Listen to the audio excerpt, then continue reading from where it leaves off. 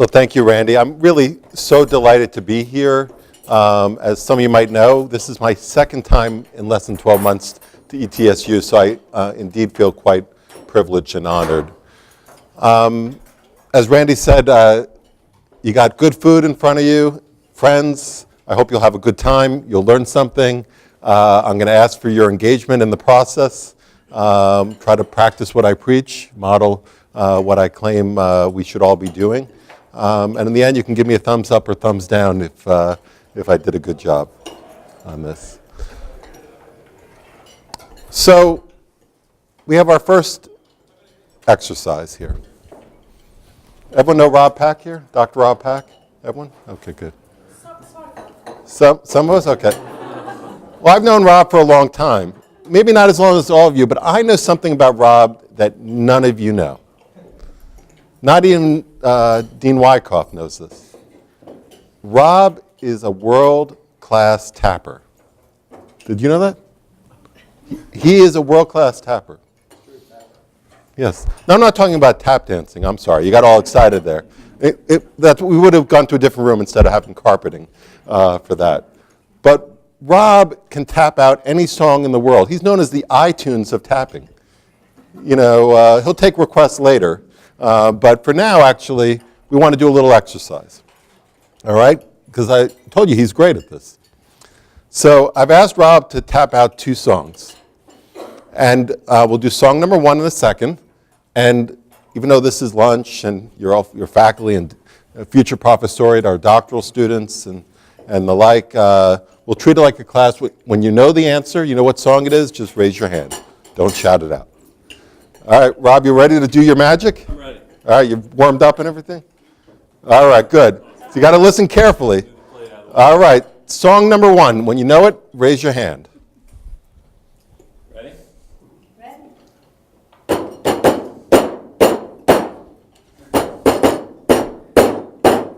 Okay, stop. Okay, song number 2.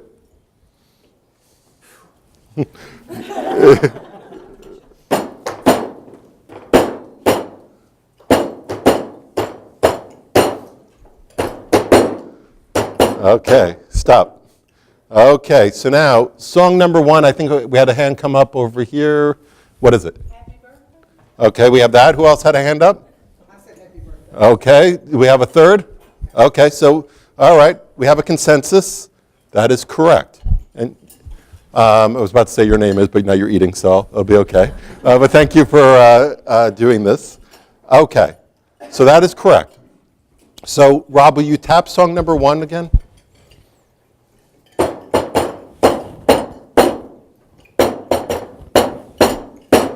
Perfect. Great. Let's give Rob a round of applause.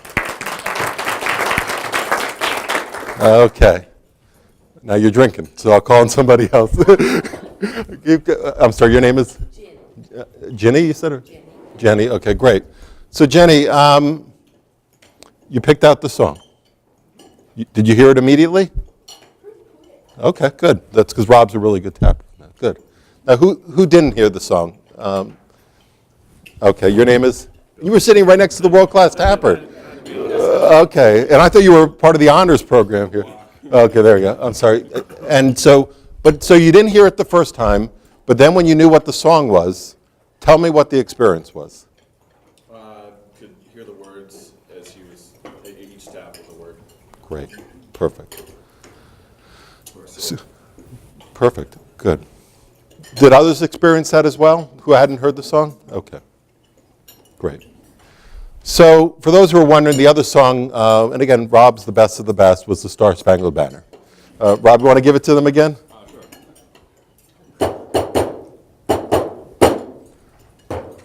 You hear it? All right, good. So this was actually a dissertation topic at Stanford University.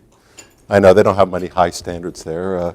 You can get for those doctoral students out there, you can get a dissertation and a PhD at Stanford for doing a tapping exercise. This is not, they don't have the high standards that ETSU has. So, but anyway, be that as it may, it's a wonderful demonstration of some very important things, both in cognitive psychology, but most importantly, I'd like to argue in terms of learning.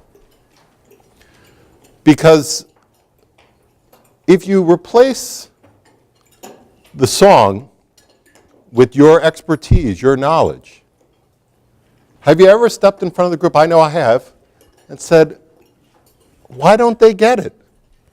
Isn't it so clear? I hear it in my head, right? This is further emphasized because in this exercise, which was referred to as tappers and listeners, which was the topic title of the dissertation, roughly around the same percentage, 5 to 10% of the audience, of roughly actually a pretty similar size, around 60 people, would be able to identify various songs, including Happy Birthday. When they asked the tappers, before they went into the room, what percentage of the audience would get it? Anyone want to guess what the tappers thought would be the percentage of recognition? I'm sorry, what? You got half? Higher or lower? Anyone closest to? 80%. 80%. We got 50. All right. Correct answer right over there. We got the true honor student here, 50%. That's right. On average, folks thought they can get it right half the time. Demonstrating here that having expertise, knowing your material, doesn't get you very far if you don't have a strategy on how you're going to take the knowledge, the experience from your head, and move it into other people's heads. And so that I hope the next time you're thinking about developing a lesson plan or a class or giving a talk at an academic conference, you remember this exercise of tappers and listeners and immediately say, well, what's my strategy for figuring out how I'm going to promote learning, and ideally, learning that lasts. So that if you lecture before lunch, that you remember what you said after lunch. If you lecture during lunch, I'm not sure what the right marker is, but you'll let me know. So keep that in mind, tappers and listeners, and in many ways, the curse of knowledge. That once you have certain levels of expertise, it's a little bit difficult to say that phrase, well, why don't they get it? And to be honest, each time and again, Rob is particularly good at this, when they do it, I say, God, he's too good. I hope he's going to ruin the whole experiment. Because I know the song and it is blaring in my head each time. So, keep in mind tappers and listeners. So I want to share with you a little bit of work, and some of you might have seen Dean Julio Frank, my boss at Harvard School of Public Health, present as a Voices in the Field back in February. And he made reference to a report that he co-authored with Lincoln Chen that was published in The Lancet. Talks extensively about interprofessional education and the future of medicine, the future of public health, as well as other arenas. For me, one of the big ideas that also emerges is a framework around competencies. And I want to share a little bit with you. What Frank and Chen make the argument on is that good education, particularly in the health professions, involves 3 levels of learning. Moving from informative to formative to transformative. And as you see here, informative is really the passing on of knowledge and skills. Formative, that time of socializing students into a profession. And then the ultimate goal, Frank and Chen argue, is to create change agents. That transformative process that goes on. I think that's learning at its best. And learning on its best, that really is an engagement of an entire faculty that collectively moves students through that stages from informative to transformative. So that very much here at ETSU, you want to be instilling leadership attributes. You want people that are going to make a difference in the health outcomes of people here locally, across the state, and for that matter, around the world. That's what it means in a lot of your literature. You talk about being a world-class institution. How do we get to that stage of transformation? We'll talk a little bit about that, but hopefully this will be an ongoing conversation that will continue over the next year as you move towards submitting your reaccreditation of your great school. So what they lay out is that there's a very traditional model here. And this is, I think, when I read this, I said, this is the exact struggle that the vast majority, if not actually almost all schools of public health, struggle with. And I think, and I'm glad we have Vice Provost here, I think this is a struggle across professional schools, and for that matter, as more learning outcomes work takes place at undergraduate programs, I think the same thing. This idea here that we take the curriculum as it is, and we go through this exercise of mapping the curriculum to figure out what the objectives are, and then we assess on those objectives. Frank and Chen make the argument that at least for public health, we need to challenge ourselves. And I know, having talked to Dean Wyckoff, that you guys are engaged in talking to your employers and your practitioners in this competency-based educational model, where we're thinking about the competencies emerging from the health system needs, the health needs of the local community or whatever community you seek your graduates to be placed in. So that if you start there and develop the competencies from the needs, you assess those competencies, and once you feel you have the right competencies, you go toward implementation in the curriculum. I think this is the aspiration that we all should be going for, and that includes my own school, and it's part of the work that I'm doing under the leadership of Dean Frank. How can public health be more responsive to the actual health needs out there? So that when we think about this at our own school, and I hope you'll think about it too, Frank and Chen have a very poignant comment, which can sometimes be a little ruffle feathers out there, but we've shared this with our faculty, and I'll share it with you. Making the argument that curriculum become ingrained and codified, and that too often we're engaged in teaching what the faculty, and this is no disrespect of any faculty in this room, want to teach, so that the courses that are decided to be taught drive the curriculum rather than the competencies based out of the health needs, whether they be current or emerging, that we might need to do so our graduates can lead when they leave, or leave 5 years, 10 years, 15 years down the road. So think, tappers and listeners, about the challenges of learning. Think about the challenges of developing effective competencies to engage your students.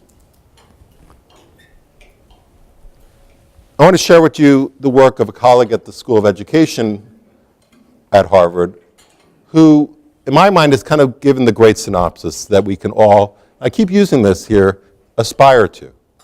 I'm not here to say this is what we're doing at Harvard and you should be like us.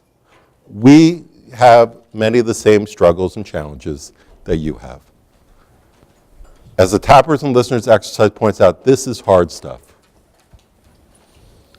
So, and these slides will be left with you, so you don't have to take notes. I know you're eating and everything. But just to pause for a minute and think about this idea here that these 3 steps about what's worth learning and the timing issue, because we're going to come back to this a little bit. For whom and when? How do you think about that as you develop a curriculum over a 2-year experience, or as more and more you do here, working with the local public health workforce in terms of ongoing professional development? How do you time this? Then asking the question, how is it best learned? As a little bit of a preview to tonight's conversation, if you get a chance to join us, I'll make the argument here that some things, if they can be effectively taught online, they should be. And that there are clearly some things that are best done in the classroom, as there are some things best done on campus or in the field. Making the argument here that if each of these are mediums, we want to master that medium for what best promotes learning, rather than trying to force one medium to deliver on something that it may be quite hard to deliver on, or may not even be possible. And then, how do we know it's been learned? And this was the conversation you and I were having just before. What's critical as you move towards your reaccreditation is to make sure you refine and strengthen your assessment models. If there's one thing that the majority of schools of public health struggle with, it's coming up with clear assessment models for that learning is taking place. And what is expected in accreditation is that it's more than just the learning that happens in an individual course. A great school of public health like yours should not be a collection of courses. It should be a curriculum. And that the assessment is what happens synergistically as a student moves through the experience of your courses and your field work, your extracurricular activities, the mentoring that takes place. That's the type of level of assessment that you need to strive for. Course grades are just a starting point, but they can't be the end point. Dr. Pack and I have talked a lot about this over the years, and again, I want to share with you some aspirational ideas here, ones that we all should be thinking about, I'd argue. And I'll just pick one of them. There's a tendency, when you're an expert, to say, I'm going to teach this course, and you want to put everything in there. I know I might even be guilty of this today. My goal is to, like I said, to let you move on with your day by 1:15, but I might have fallen into giving you more than is needed. As we talk about in terms of competencies, I think the great struggle out there is on the struggle between coverage and competency. And I'd like to argue, as it's played out here, that our biggest concern should be on competency. This idea here that there are clear, measurable learning results, our students know and can do things, and that covering does not make up for the actual learning outcomes for learning that lasts. And you have some other ideas here which I encourage you to think about. Focus on the quality of the exiting student rather than that one comes in. Which again is another idea here. We very often look at our admissions rates, the average GREs of the students.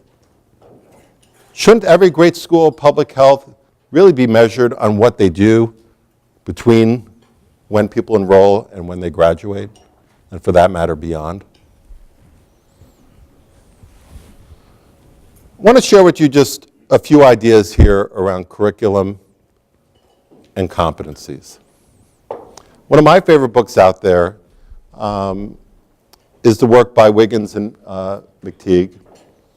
This idea here, what's referred to as backwards design.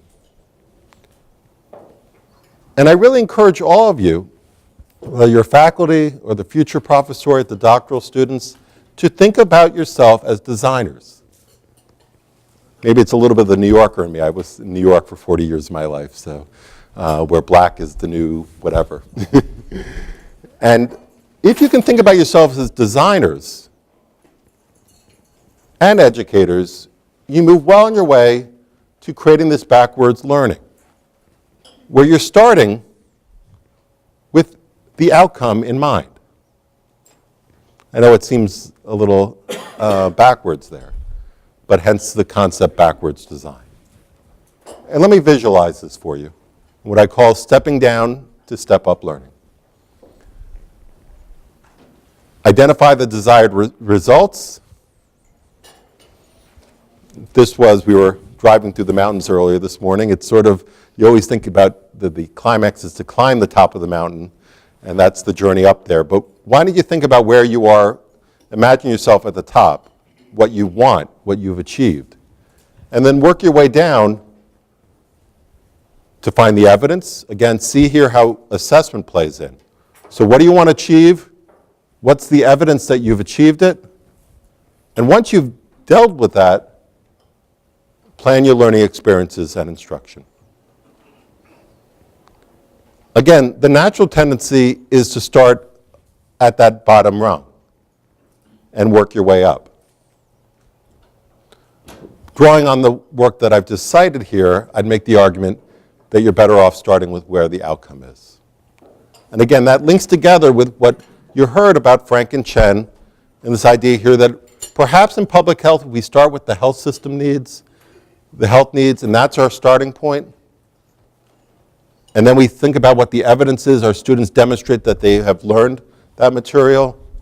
You can then master the medium of whether you're doing this in a classroom, and whether you're doing this via lecture, through small group work, through case study, or it's best learned in the field, or some combination of both, or for that matter, online.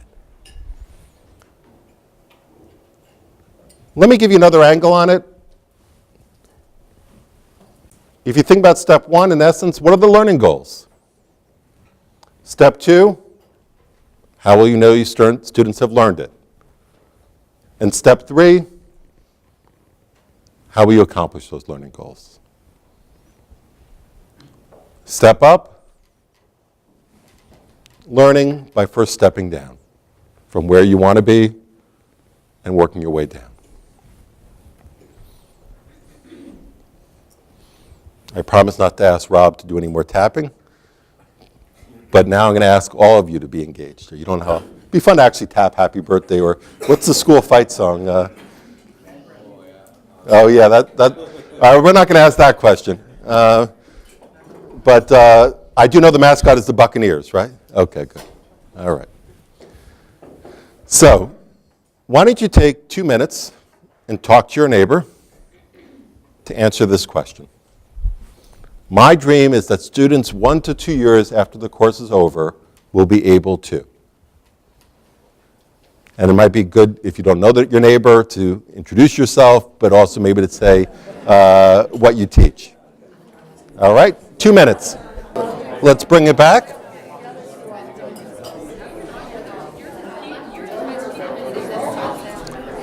I should note that my rule of thumb was of starting with where you want to be and then working your way back also applies for dessert. I always recommend start with dessert first and then work your way back. But it looks like you guys have wonderful, what is that, pumpkin pie? All right, good. Looking forward to that. So, great. So, you know who I am, but in many cases I don't know who you are. So if you don't mind just saying who you are. But why don't we go to the back? Either one of you want to start off? Go ahead.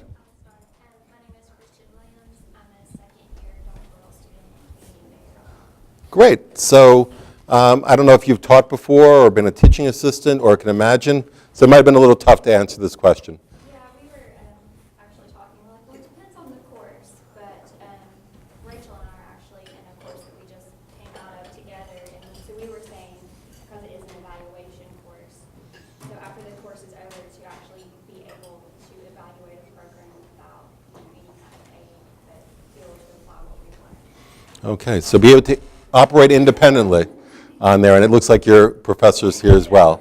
Is that so? Is that what you'd like them to be able to learn in 1 to 2 years? Is that good? All right, perfect. So coming back to your name is? My name is Katie Baker. Great. I'm a fourth-year doctoral student. Okay. I'm picking all the doctoral students. Have you taught before? Yes. Okay, good. What have you taught? So I have a background in maternal and child health, and when I first arrived at ETSU, I taught an undergraduate course in family health and human sexuality. So I think that, I guess it's been 3 years since I taught that course. So I hope that the students in that course course still recognize the importance of not only the subject matter, but the collaborative nature of maternal and child health. And I hope they're employing some of that collaborative work in their jobs. Okay, so that's really interesting. So one of the lasting learning that you last actually is you want them to remember content, but in the end you want them to remember a way of doing things, in this case collaborating. That's great. So how about you? I'm Jim Anderson. I am not a doctoral student. Okay.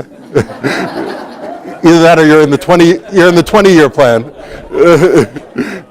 actually chair of the Department of Biostatistics at the so I do a lot of teaching. Yes. But my discussion was with a doctoral student here. Perfect.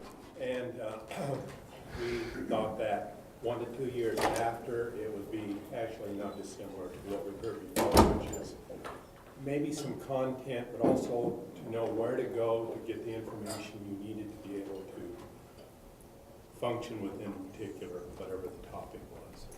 Great. So isn't that interesting? So far in our sampling here, what folks have prioritized is a way of doing things, whether it's collaborating or where to seek information. Let's try one more. Go ahead. Yeah. I will be a doctoral student soon. Oh, okay. And we were discussing about the epidemiology course, and well, the aim is that if students will be implement what they learned, and which comes along with different research papers and that you studied. It happened. I experienced it myself. Right. That whatever I learned in the epidemiology class, then I have to use it. It's not like that I would forget it. So Okay. it was very useful. Okay, great.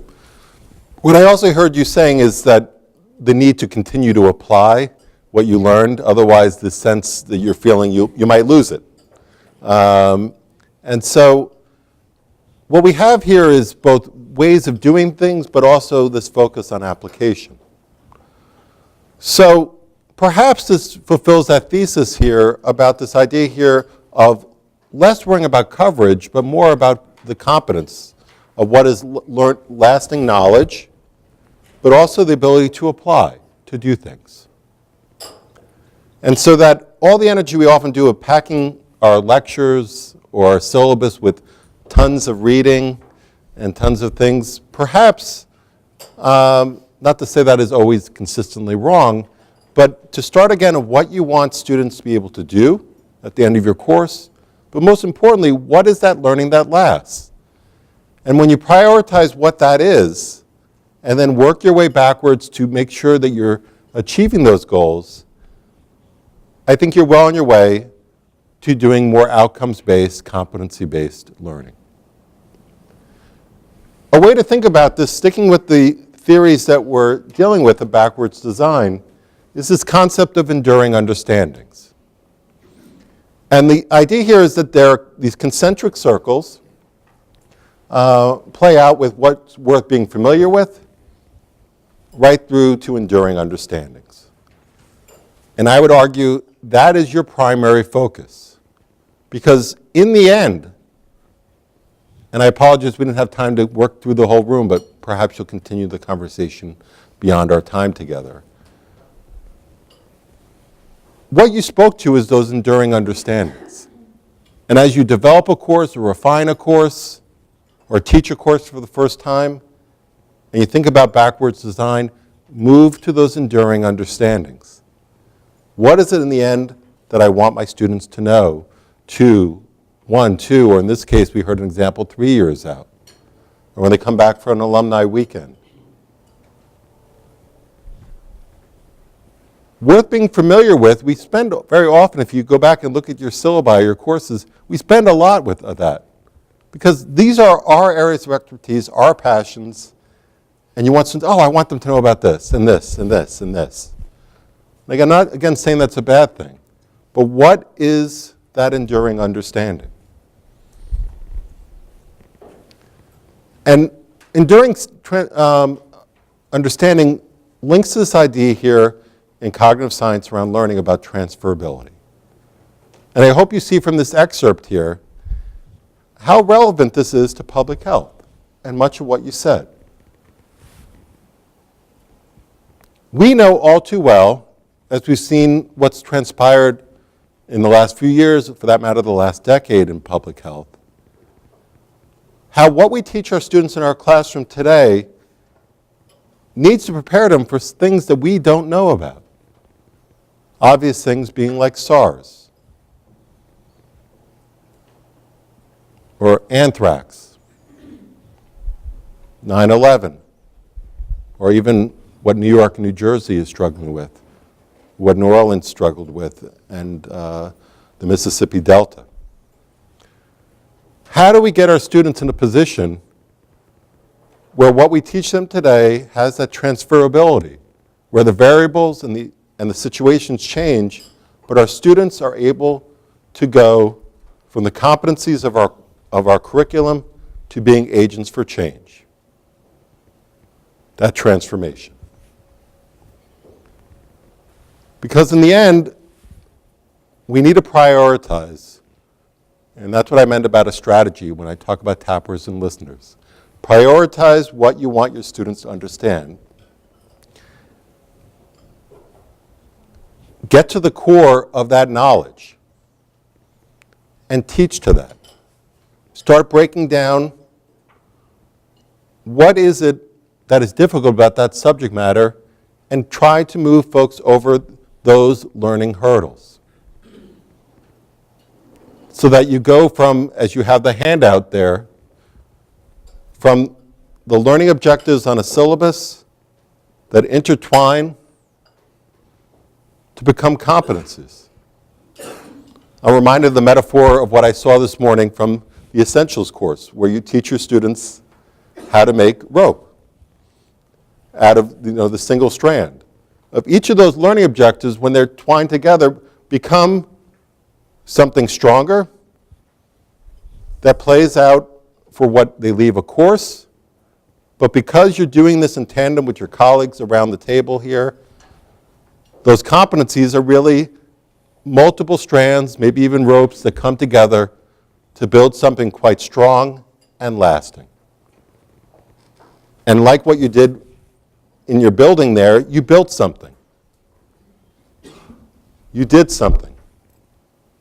We want our students to be doers, to analyze situations, use the data, use the theory, to sustain health, to promote health. We have to prioritize what we want our students to know. Think about enduring understandings in the middle of those concentric circles. And I remind you from one of the great pieces of literature, Alice in Wonderland, if you don't know where you're going, any road will get you there. We want to take our students down pathways to lasting learning. Doesn't mean that there aren't going to be journeys down different pathways, as again the Essentials course demonstrates, where people make mistakes. I'm not saying that everything should be a clear path.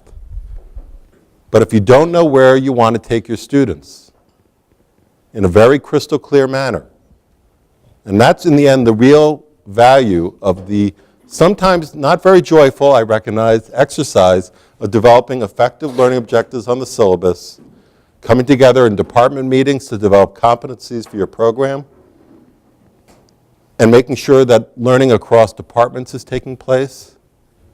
Because as we all know, public health is inherently interdisciplinary. Our departmental structures sometimes can get in the way of that. So that, what are those pathways for learning here at ETSU and the College of Public Health?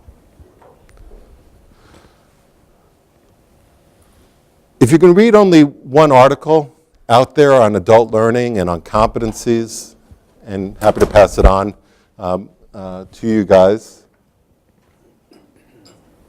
My favorite out there right now is by Denise Koo and Kathy Miner. You probably know Kathy, she's at Emory. Denise Koo, you might know as well, she's at the CDC. I want to just share with you just what your appetite about perhaps next levels. And again, I want to share a lot of aspirational stuff because they're aspirations of mine as well as I think yours too. What Ku and Miner do is take Bloom's taxonomy, which is the basis, as you know, and you have in your handout, of developing of learning objectives and competencies to talk about lifelong learning.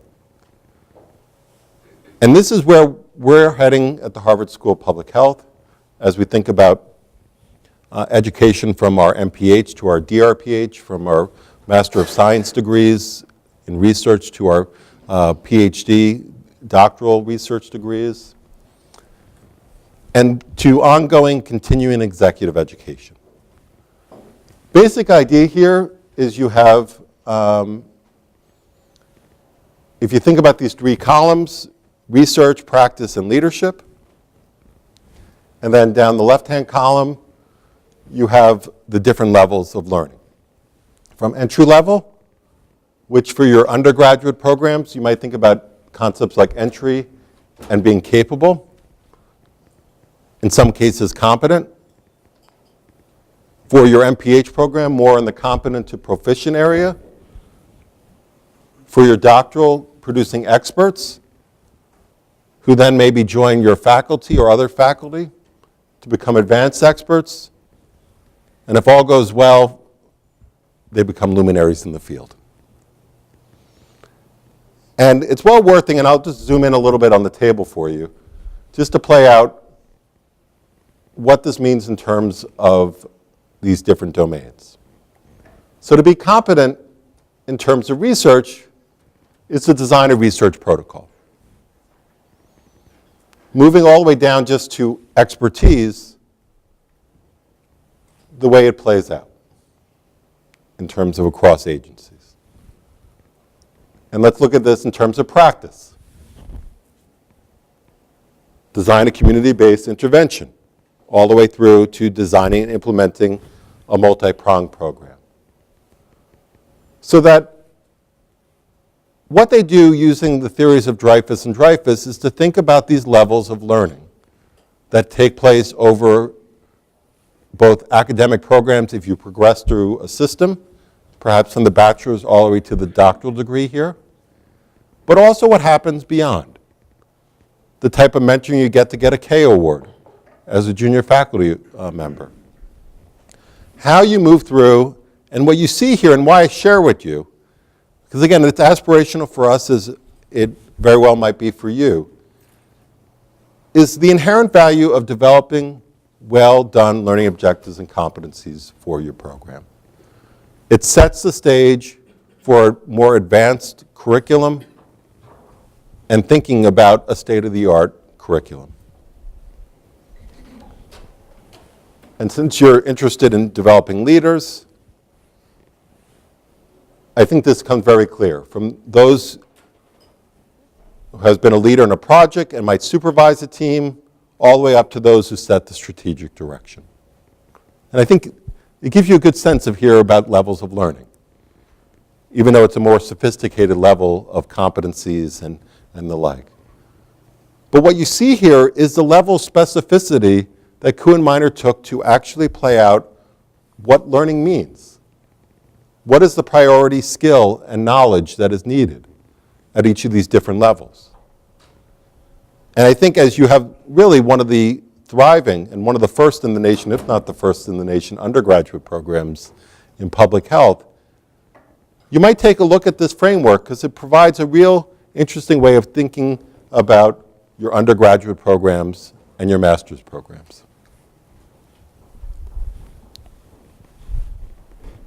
Stages of learning. So that what you saw here about prioritizing learning, I bring back to our dean, who also, as Dean Wyckoff knows, would have loved to have come back, but he was traveling, and I do pass on my regards and regrets from Dean Hunter, who fell ill and couldn't come on this trip. But what Dean Frank speaks to is, again, the complexity of the world that we all operate in, but most importantly, our graduates will operate in. And why we need to think about analytic skills, rather than, as well as application skills, rather than just explain and describe learning objectives. And if you go and look at the SEEF criteria, they actually speak to that. Whether it be undergraduate and particular graduate public health education, you shouldn't be teaching a course that just has folks listing and explaining things. You should be moving up Bloom's taxonomy. Also, as we think about in tonight's conversation, what can be done online might be a lot of that teaching of being able to list something and to explain something, to describe something. So that we think about ideas like the flipped classroom that I know you're starting to grapple with, where you move off out of the classroom but online certain types of learning so that you can do more application in the classroom or in the field.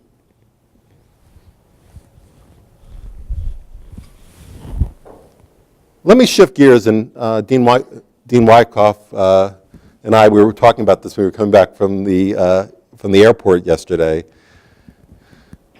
I think public health is on the cusp of a major renaissance, a revolution. Whether it be the work that Dean Wyckoff has led at the national level with the Critical Components Initiative for Undergraduate Public Health, the Framing the Futures Task Force, that's really thinking about where does public health go next. But I'm a firm believer also that public health education will not transform unless individual schools take up that challenge, make it their mandate. That's when the field's going to move forward. And what Randy and I were talking about yesterday is that there's a real problem in public health education as we've hit the 50th accredited school, Alberta. We now have an accredited school in Mexico and in Canada, as well as 48 in the United States.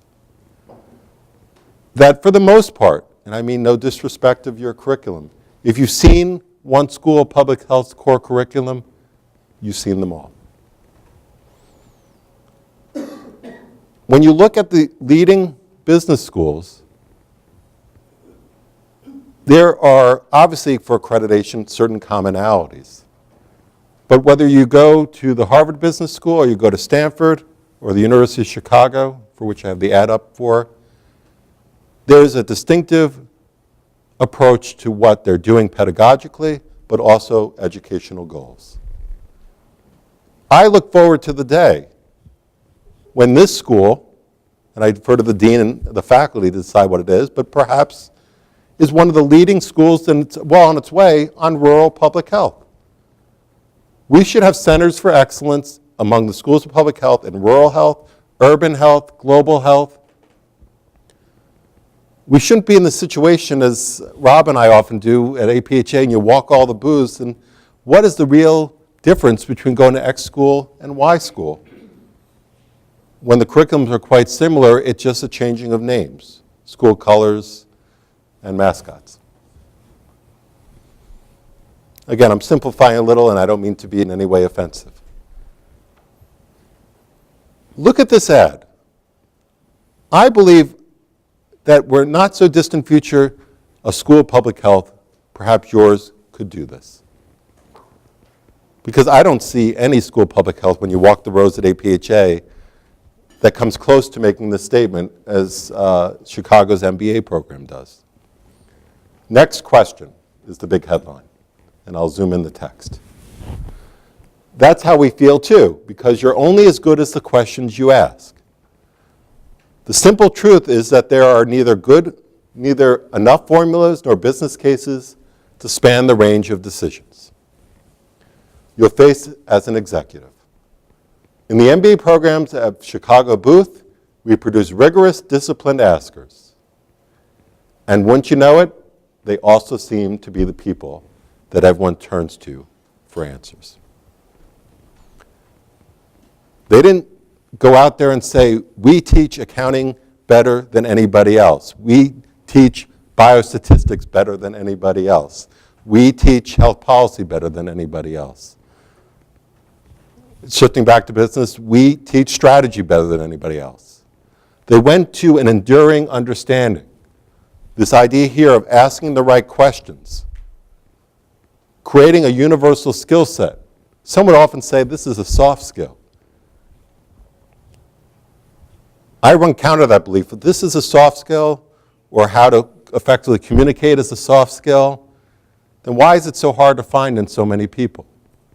And why is it so hard for many of our schools to teach these skills? I'm not saying that the business schools are the prototype for the next generation school of public health. But when you look across other professional fields,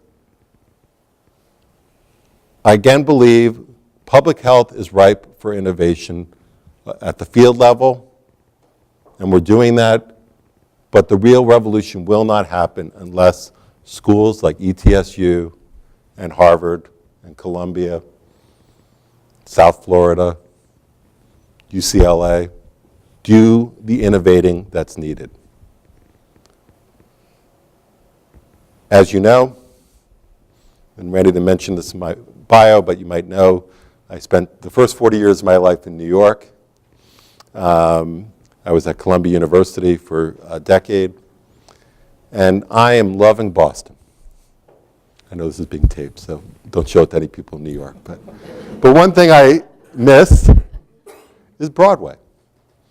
That's one thing that New York has that is pretty difficult to replicate. And I want to share with you one of my favorite plays. We're not going to act it out. You're getting all nervous again. We're done with the participatory part for the most part. We're going to have to do question and answer. And one of my favorites is Fiddler on the Roof. How many people have seen either some production of Fiddler on the Roof on Broadway, a synagogue, a school? It's one of the longest running plays on Broadway over its time, been reproduced probably more than the majority of plays out there. What you might not know, though, is that this show, which is based on the stories of Shalom Aleichem, almost didn't make it to Broadway. And when you look at what happened to get it to Broadway and make it what it is, I think there's some very important lessons we can learn about how we all, since we're all outside of New York, are off Broadway, but how we make it there. One of my favorite things also to do, and one of the nice things about being in Boston, the commute's a lot shorter, so I don't get enough of it, is listen to National Public Radio, NPR. And they did this fantastic series, it's worth checking out, called the NPR 100, where they looked at the 100 most influential songs, in this case, of the 20th century. And it's a really great collection, from Frank Sinatra to Bruce Springsteen to the Ramones' I Want to Be Sedated. Really eclectic. And the real thing, it's sort of the version, if you're familiar with VH1 Behind the Music, they kind of do the story behind each of the songs. You know, how did it come about, and the like. Really well worth checking out.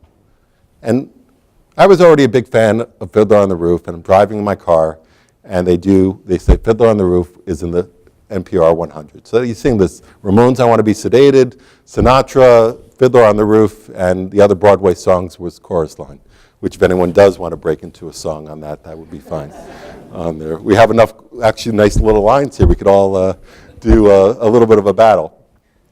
But let's listen, all kidding aside. What they did is they retell the story, the original producers, who I understand at least one of them has since passed away, of Fiddler on the Roof and their experience when things were not going well. And that moment where they realized something had to change, when someone came in to give them some advice. Let's listen in, and I want you to reflect on what this means for education here at ETSU, or for that matter, in public health education in general. Leanne, perhaps the most intriguing question that we were ever asked, not having been asked this before in all our professional career. The first question he asked was, all right, what is the piece about? We were dumbfounded done other shows, everybody assumed that everybody knew what the piece was about, and that's how we wrote it. But he was searching for something deeper.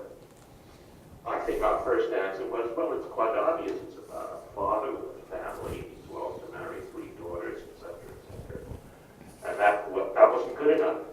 And we hung out again and again and again, trying to respond to that question, conference after conference after conference.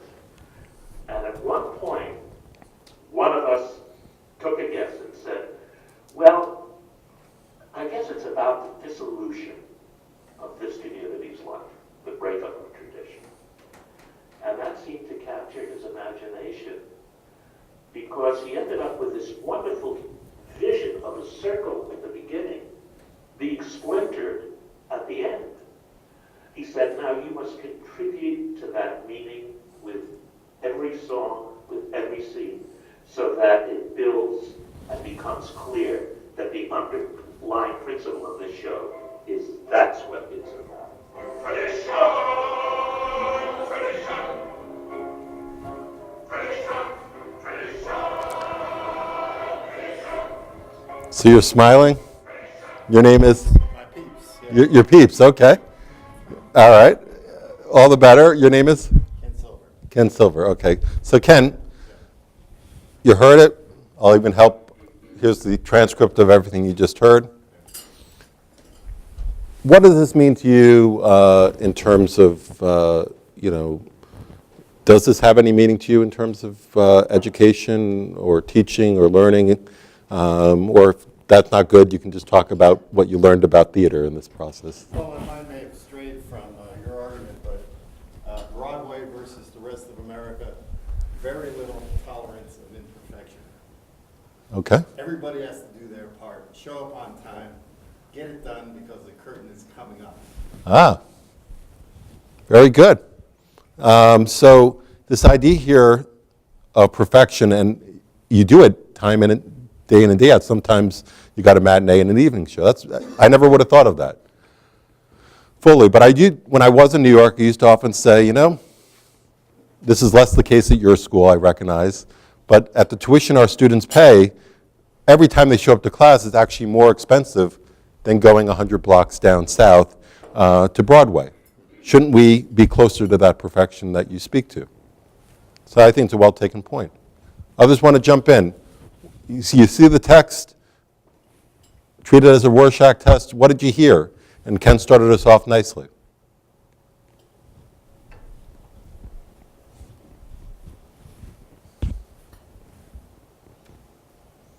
Go ahead. I hear a strong sense of purpose that everything else must serve.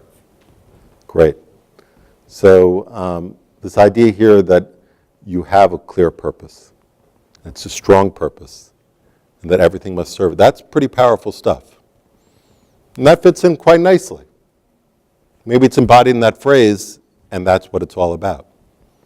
Okay, good. Great comments. Others? Go ahead, in the back. Rachel, right? Okay, good. They had written a song without identifying that clear purpose. They identified it after. That's they right. wrote the song, which I thought was kind of interesting. Yeah.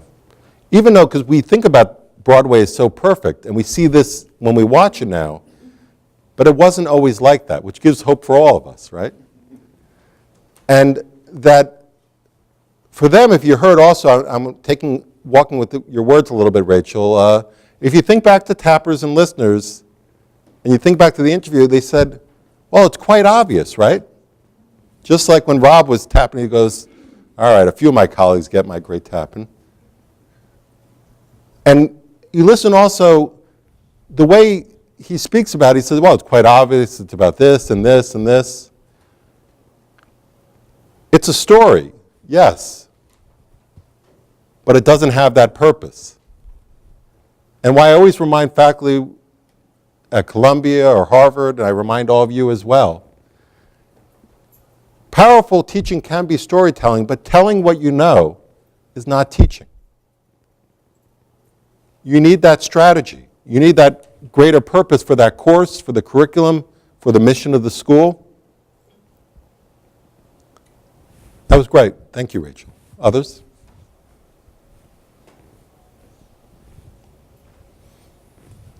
I want to share with you one of my favorites from this, and it's at the end. So I'll let you in, because again, this is sort of, we all see different things and hear different things. Now you're going to probably think I'm weird. I'm driving in the car, I listen to it, and this is what I hear rather than a great thing. But what I hear when I listen to it every time is that with every lecture, with every class assignment, with every small group exercise, it becomes clear that that's what this class is about. What I see in this is that with every course, with every field placement, that is what this curriculum is about. So that it's very clear upon arriving here as a student, early on hopefully, but clearly as they move along, that coming to ETSU's School of Public Health, that is what it's all about. It doesn't have to be musical. It can be about the knowledge and expertise, the goals and aspirations we have for our school, for our students. And that it is, as noted early on in our conversations, and what you saw from your own class is you wanted people to be able to collaborate 3 years out.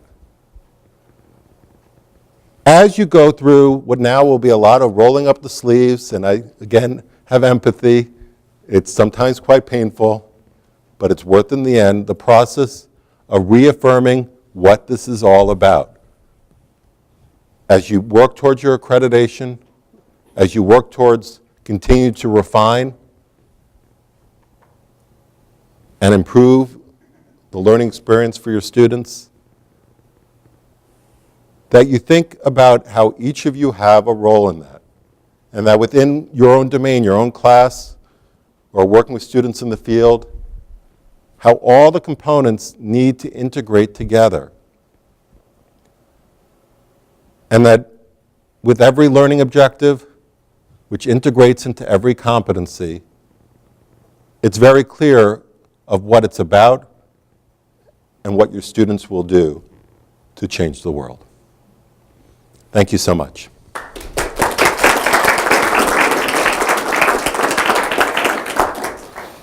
I know you have busy lives. I'm happy to stay and take some questions if you like. I did promise a 1:15 stop, so we still have a few minutes. I'm not going anywhere, so happy to talk as much as you like. If people have any other questions or comments, I'd made the choice to interact with you rather than leave the end for Q&A, so I apologize. Randy. I really like the idea of thinking about the curriculum as the deliverables for the objectives as opposed to individual courses. Yeah. The challenge in that is that you have to have a sense of where the curriculum is going. Right.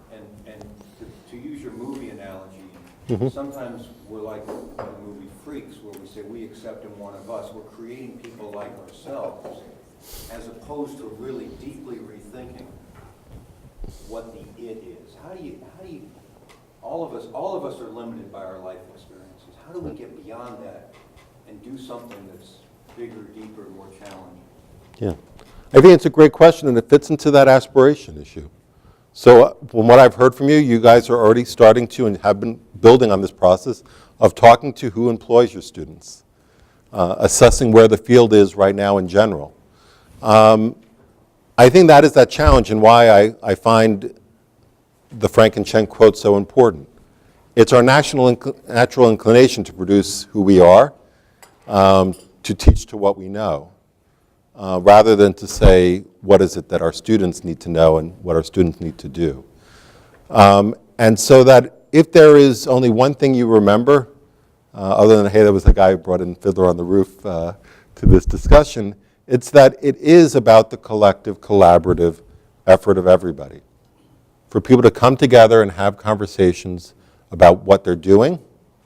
And there is nothing wrong with mapping what you're doing to to look where the gaps are. But then to say, well, how are we defining what the gap is? And that's where you really need the engagement beyond the walls of the university. And for you to really think about how you build that into the regular assessment. You know, perhaps it's an advisory board. Sometimes that seems a little formal. But maybe it's building into an assessment cycle every 3 or every 5 years that you're surveying your graduates, which I know you also do, but surveying the field. I always find it interesting when a journal does the sort of their own commentary on, you know, what was the 50 most important things that public health has done, or the 50, there's another one, 50 most successful public health programs. I don't know if you saw that one. And they say, all right, well, if this is the marks of success or where we think things are going, does that reflect what we're teaching? I don't claim to have all the answers, and like I intentionally use the word aspiration because, and I use the word struggle because it is hard. I think we're making progress where we are, and I think Columbia made a lot of progress in challenging that notion that you see one core, you've seen them all. If you visit their website, you'll see that they have a fully CEF accredited core curriculum that doesn't have 5 siloed discipline-based courses.